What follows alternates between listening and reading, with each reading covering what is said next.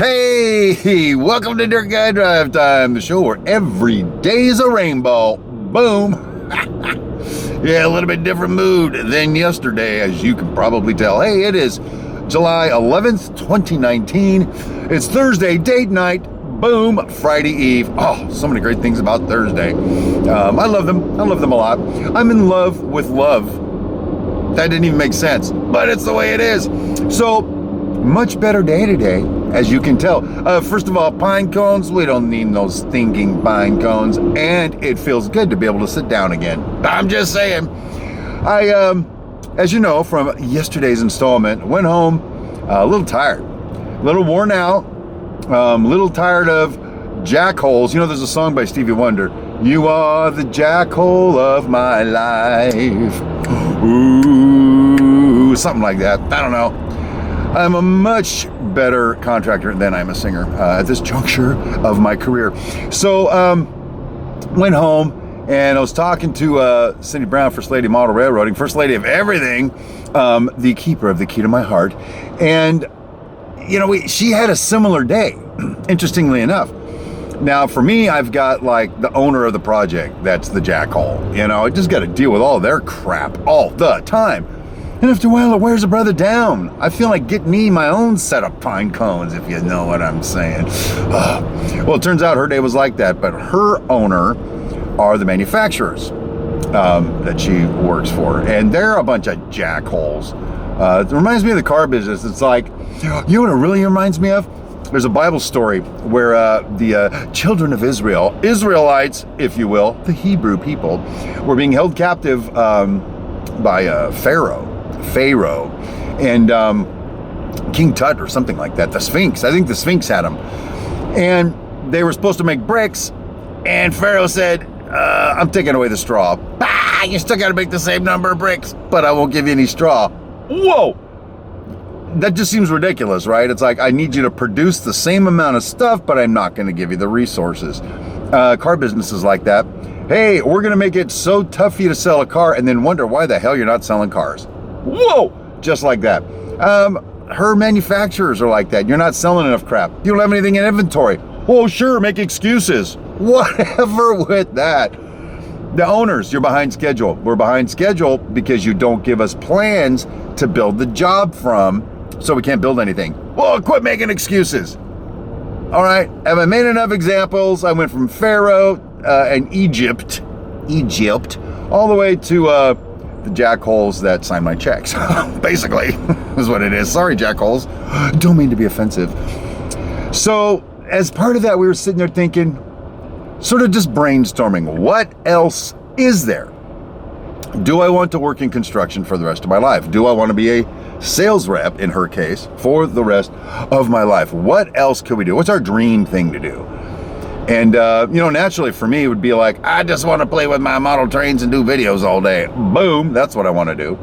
But then I started thinking, you know, what if, I do work for Model Railroader Magazine, their video arm, MRVP, and I work with their executive producer, Mr. David Pop, who's become a pretty decent sort of buddy acquaintance of mine at this juncture. And so all's glory and everything, but what if I signed a contract with XYZ media outlet and their executive producer was like, hey, come work for us, we'll pay you a bunch of money, everything's groovy. And as I got into a contract and started making videos, every single day I got 10 phone calls. I don't like the way you did this. You said that wrong. How come you always talk about railroads? You hired me to make railroad videos, I think. How come you're behind? Behind, you're 5 videos ahead. Don't make excuses. I think you're gonna find it anywhere you go. That's what I'm thinking. So I don't know that there's resolution on if I could quit my job and get my dream job, it would all be better. I don't think it would be. I really don't. I think the jackholes are with us no matter where we go. You know, one would think that like being a pastor or something might be the thing, because it's like, I'm doing the Lord's work. I'm working for Jesus, that kind of thing. So you would think with all the love and pastoral qualities that a real pastor would bring to the game, that would be the ideal job. Get or die. Now, put paycheck aside. I'm not talking about how much money you get paid. Because unless you're like some Southern Baptist dude down in close to me who wrote a book, you ain't going to make a bunch of money as a pastor. That's not why you get into it. Anyway, I digress. Moving forward. So you'd think that'd be like the cake job relative to the stress level. But you know something? It's not a cake job either. I know a lot of pastors, knew a lot of pastors. I still know some pastors. I used to be a pastor. Why are we talking about pastors? I don't know. Get to the point. The whole pastoral thing is cool. My grandfather on my father's side used to be, or was a pastor. And he used to tell my father that this pastor thing would be a great gig if it weren't for the people. See that joke there? You get into it to help people, but since there's people, the job sucks, bro. That's just the way it is.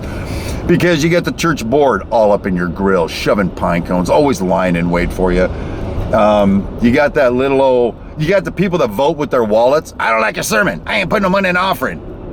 What? You're not giving me a tip for preaching, you jackhole. So the realization then being, I guess here's where I'm going with all this. Hey, how's it going? Some old dude over there. Wait, that was my mirror. Ah, it's me. I'm the old dude. The realization being that the grass will never be greener on the other side. It may look greener from where you're at, but it's not going to be greener. It's going to be just as jackholed up as where you're at. So if that is the case, are we getting to the summary now? I don't know. The big windup, let's have a drink. Boy, if I weren't driving, this would be awesome with Grey Goose. And anyway, so then what you're forced kind of to deal with, one final illustration. I love it. When Cortez reached the new Columbus, Magellan, I don't know. One of the guys that sailed a ship and crashed into the United States, when he got to the New World, he burned his ships. He burned them. That means they don't get to leave. They've got to make do. They have to make it work. Matter of fact, Cindy Brown, the first lady of everything, and I, before we got married, our most sacred vow is there is no outdoor. There is no outdoor. This is where we're at. We can't just say, well, it doesn't work, I quit.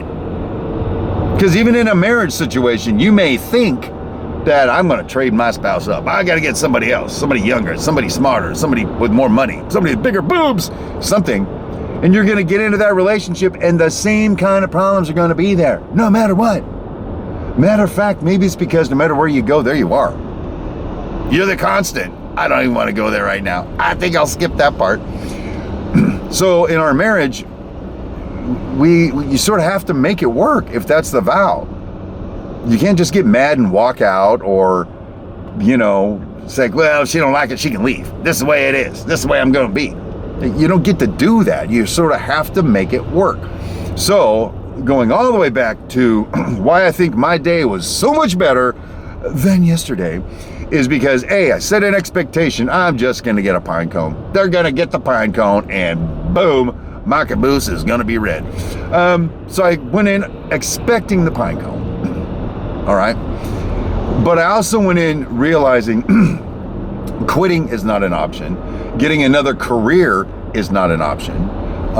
Nothing like that is the option. This is where I'm at because those same problems are going to be no matter where I go. So we got to take that off the table. Got to make this work. And I think that change in mindset, frankly, for the day, and I'm fickle. I'm an emotional roller coaster. But I think that thought carried me through the day victorious. Come the end of the day, I am leaving feeling like a super duper intendant again. And so I don't know, maybe that'll help you. Maybe to understand that the situation you're in, with some exceptions, of course, if you get into a different situation, your fundamental problems are still going to be there. You're still going to find jackholes. You're still going to get a pine cone occasionally. It might be nice to get some pine cones and use them. I'm just saying, like a grenade, but not a grenade. Well, you know what I mean. So there's my brilliant words of wisdom for the day. And again, thank you for joining me on the way home from work, stuck in traffic in my company truck with my Starbucks. And until I see you again tomorrow for our big weekend wind up, I can never say that right. My name is Steve Brown, and just don't quit.